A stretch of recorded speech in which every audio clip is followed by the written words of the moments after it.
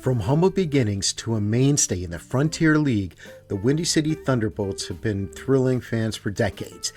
Let's take a look into the history of this iconic team and stadium from Crestwood, Illinois, and explore how they've left their mark on the Frontier League and beyond. How did a team that started as the Will County Claws become such a prominent fixture on the south side of Chicago? Their journey is filled with challenges, triumphs, and some interesting history.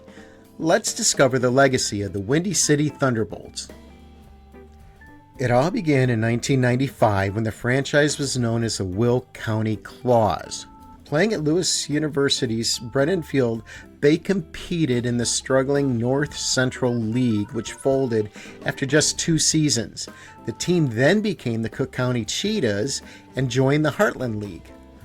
In 1998, the Cheetahs had a breakout season, earning their first ever playoff spot and winning the Heartland League Championship before the league disbanded. But the best was yet to come. In 1999, the Cheetahs joined the Frontier League. With new ownership came a fresh identity. The team became the Windy City ThunderBolts, and their mascot Boomer was born. Their home, Hawkinson Field, now known as Ozinga Field, a Crestwood landmark that has been the heart of Thunderbolts baseball since its opening. 2007 marked a turning point for the Thunderbolts as they captured their first Central Division title and went on to win the Frontier League Championship. They weren't done yet. In 2008, they repeated as division and league champions, sweeping the Kalamazoo Kings in the finals. Their back-to-back titles cemented their legacy in the league's history. Now, let's be honest, as far as any baseball team in this area is concerned, they are the only team that I know of that has done back-to-back league champions outside of like the Chicago Cubs and the Chicago White Sox. That's incredible, and I think that that's a really neat legacy for this team. I really hope they get to do this again sometime. Over the years, the Thunderbolts have been a launching pad for many players who have gone on to the Major League Baseball. There are literally too many to mention here, but I'll put a link in the description so you can look at the deep history for yourself.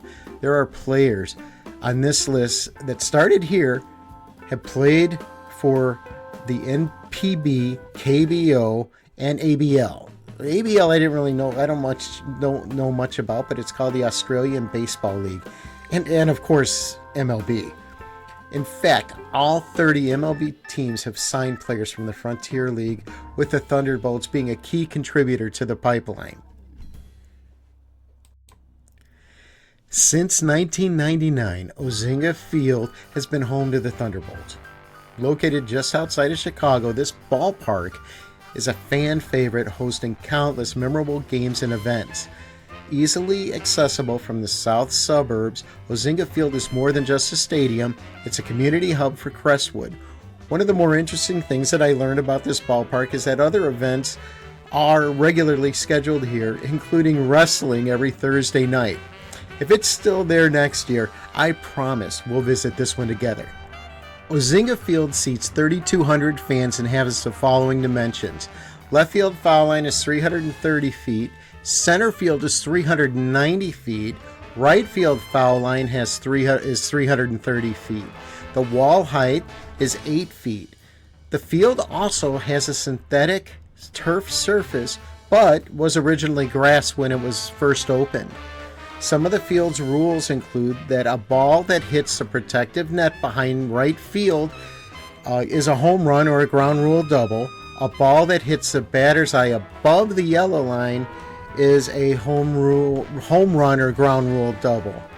Ozinga Field is located at 14011 South Kenton Avenue in Crestwood, Illinois, and the zip code is 60445.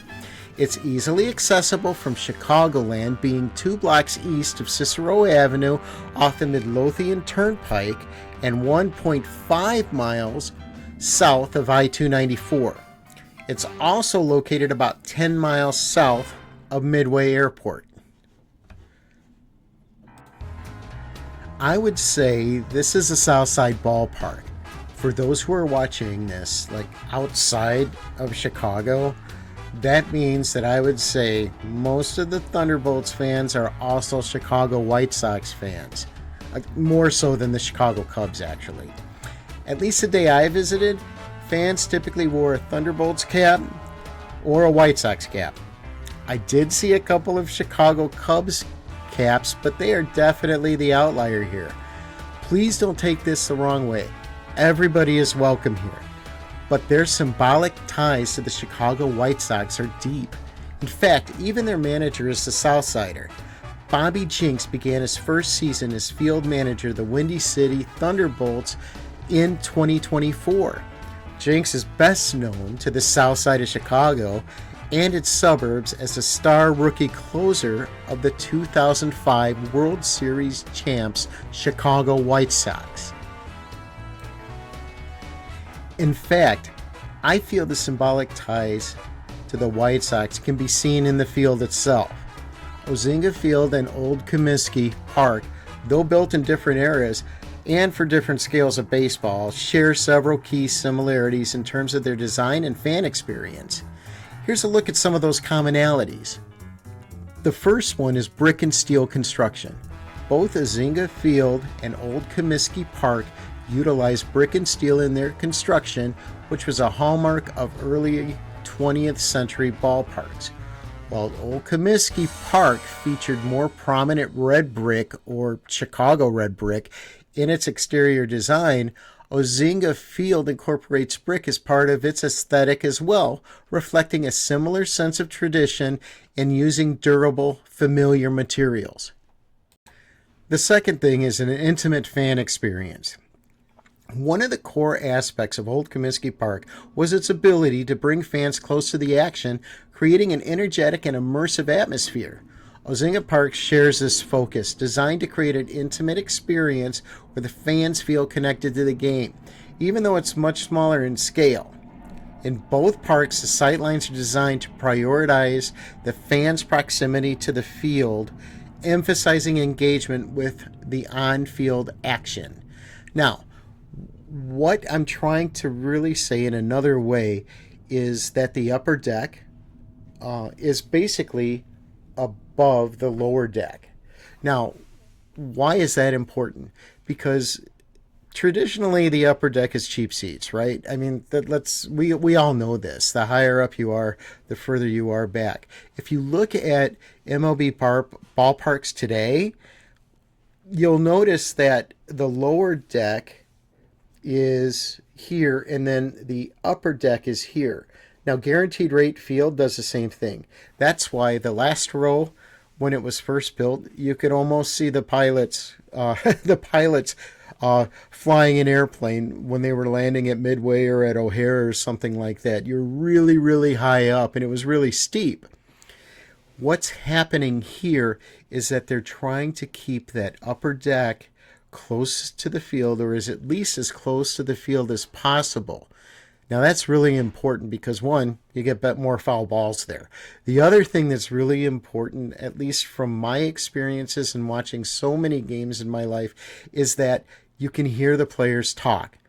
You can hear the coaches yell things. You feel more connected to the ballpark and to the players in this kind of environment. I really miss that about newer ballparks, both in independent leagues or minor leagues, and even the newer stadiums. It's very hard to sometimes get engaged when you have a cheap seat, and this is one of those places where everybody is pretty much gets a good seat. Now, yes, it is smaller. Of course, you're going to get closer because it is a smaller ballpark. But that positioning is something that I really wish they would bring back. If you even looked at Wrigley Field, although it is an older ballpark, it kind of, they're not like right on top of each other. They're more kind of like that from the upper deck and the lower deck. So it's not as intimate experience either, in my opinion. So this is the only independent small league ballpark that I have ever been to that had an upper deck. And I think that this is historically significant. And I'm so lucky that it's in the Chicagoland area and I can experience that and experience that intimacy that some of the folks from the early 1900s, up until probably the 1930s, that they got to experience. And I just think that that's really neat. And anybody should go and experience that for themselves because we don't get that anymore as baseball fans. In essence, while Old Comiskey Park was a larger and more historically significant venue, Ozinga Park shares a spirit of simplicity and community engagement that was central to Comiskey's appeal, offering fans a direct connection to the game without excessive frills or distractions. Both parks emphasize functionality, intimacy, and a strong tie to their respective communities. Now, before we conclude this episode, I kind of feel we have to talk about basically the big gorilla in the room. The fact that the Windy City ThunderBolts did in fact get sold basically over the last week. And literally while I was doing this video, it was kind of a shock. I didn't believe it at first. Because when you do research, you get into this very deep feeling towards a team and towards the field and that sort of thing, or at least I do. So I'm going to read the press release verbatim, just so you guys have it, and just so that we have it marked as this. I think this is probably their fourth or fifth owner at this point. But I'm not sure about that because, the teams do change hands at this level quite a bit. So let me read it.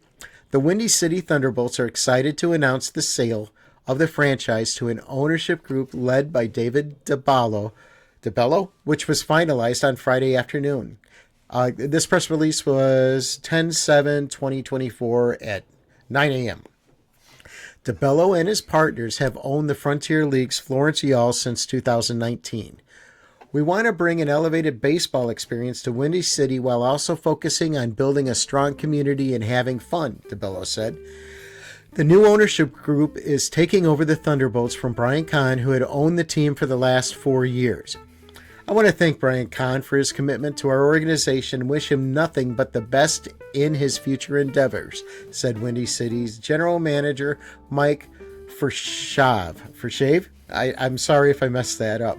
The Windy City Thunderbolts couldn't be more excited to have David DeBello and his ownership team lead our club into its next chapter. The sale of the team places the Thunderbolts underneath the same baseball umbrella as the Florence Y'alls. Both teams play in the Frontier League's West Conference and will see each other 9 times during the 2025 season. The Florence Y'alls are one of the most successful franchises in our league, known both for their promotional creativity and dedication to their community.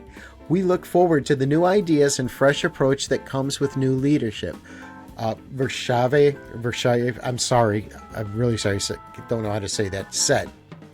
With the two teams roughly 5 hours apart from each other, DeBello is excited to partner the Y'alls and Thunderbolt staffs to make baseball even better in Crestwood and Florence. Both teams are searching for the 4th championship in their respective franchise histories. Florence last won the league in 2000, while Windy City hopes to return the title to Crestwood for the first time since they went back-to-back in 2007 and 2008. The ultimate hope is that both franchises can form a strong partnership that can produce many championships and lifelong memories for years to come. That's pretty much the press release, and I hope that that's true, and I hope that they do help each other, because I think that independent leagues is sometimes a pretty rough way to go if you own a team there.